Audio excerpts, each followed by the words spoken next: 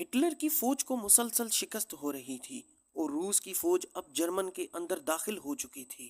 German کے دارالخلافہ Berlin میں بیٹھا ہٹلر یہ جان چکا تھا کہ روسی فوجیوں کا اگلا ہدف برلن ہے، اور اس کے ساتھ ساتھ ہٹلر کو اپنی شکست اور انجام کا بھی معلوم تھا۔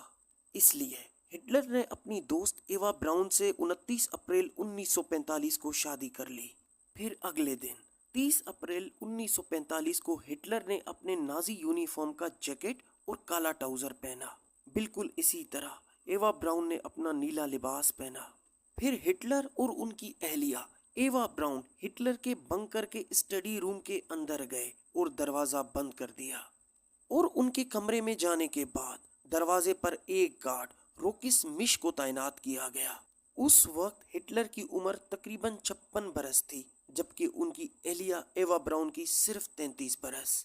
30 اپریل 1945 کے دوپہر 3:15 ہٹلر کی بیوی نے سائنائڈ کا کیپسول کھا کر خودکشی کر لی، اور ساتھ میں بیٹھے ہٹلر نے اپنے پسٹل وولٹر PP 7.65 mm سے خود کو شوٹ کر دیا۔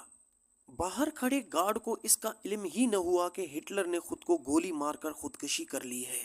کچھ منٹ گزرنے کے بعد گارڈ کو گولی کے گندرف کی بدبو محسوس ہوئی تو فوراً اندر کمرے میں بھاگا، اور کیا دیکھتا ہے کہ ہٹلر اور ان کی اہلیہ دونوں خودکشی کر چکے تھے۔